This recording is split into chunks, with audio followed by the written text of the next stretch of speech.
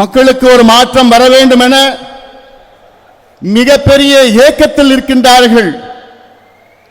அந்த ஏக்கத்தை தணிக்கத்தான் இன்று பாட்டாளி மக்கள் கட்சி தமிழ்நாட்டில் தேசிய ஜனநாயக கூட்டணியில் இணைந்திருக்கிறது, மகிழ்ச்சியோடு இணைந்திருக்கிறது.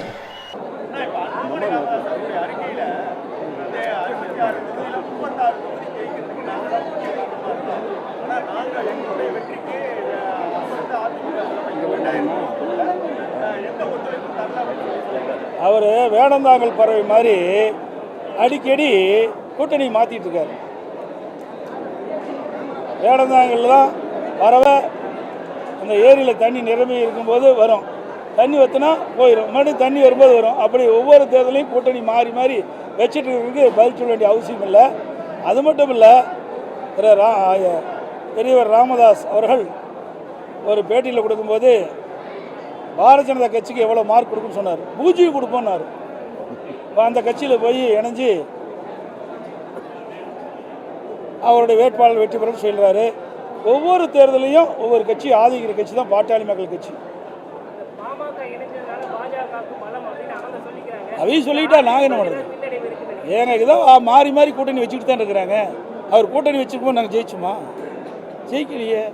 2019 எவ்வளோ கூட்டணி இருந்தது, 2021 அவ்வளோ தான் கூட்டணி இருந்தது. எங்கே நாங்கள் வெற்றி பெற்றோம்? ஆக அதிமுகவை பொறுத்த வரைக்கும் கூட்டணி நம்பி இல்லை. கூட்டணி கட்சிகள் வந்தால் வரவேற்போம். அதே நேரத்தில் கூட்டணி கட்சி வரலாலும் எங்களுடைய சொந்த பலத்தில் நிறைய திட்டங்களை நாட்டு மக்களுக்கு செஞ்சுருக்கிறோம். 50 ஆண்டு காலத்துக்கு மேலாக என்னுடைய கட்சி துவங்கப்பட்டு பொன் விழா கண்ட கட்சி, 30 ஆண்டு காலம் ஆட்சி புரிந்த கட்சி. அதிமுக ஆட்சி காலத்தில் தான் தமிழ்நாடு ஏற்றம் பெற்றது, உயர்நிலைக்கு வந்தது. இந்தியாவிலேயே இன்றைக்கு முதன்மை மாநிலமாக விளங்குவதற்கு அடித்தளம் வழங்கியது அதிமுக கட்சி. அதனால் அதிமுக அரசாங்கம்.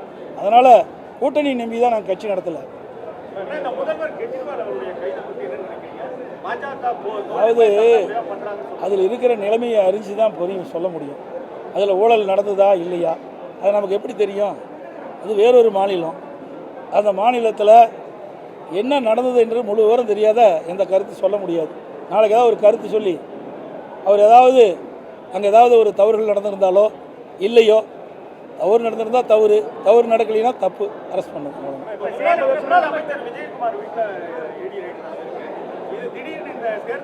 விஜயபாஸ்கர் ஏங்க நல்லா புரிஞ்சுங்க. இந்த ஆட்சி வந்த பிறகு, திராவிட முன்னேற்ற கழகம் ஆட்சிக்கு வந்த பிறகு லஞ்ச ஒழிப்புத்துறை ஏவி விட்டு எங்களுடைய முன்னாள் அமைச்சர் மீது வழக்கு பதிவு செஞ்சாங்க. நாங்கள் ஆட்சியில் இருக்கும்போது மத்தியில் இருக்கின்ற வருமான வரித்துறை எங்களுடைய அமைச்சரை ரெய்டு பண்ணாங்க. இன்றைக்கி ஒன்றும் புதுசாக வரல. இந்த விடியா திமுக அரசு பதியப்பட்ட வழக்கின் அடிப்படையில் தான் இன்றைய தினம் இந்த ஈடி வந்திருக்குது, வேறு ஒன்றும் இல்லை. இதுக்கு காரணம் திமுக தான்.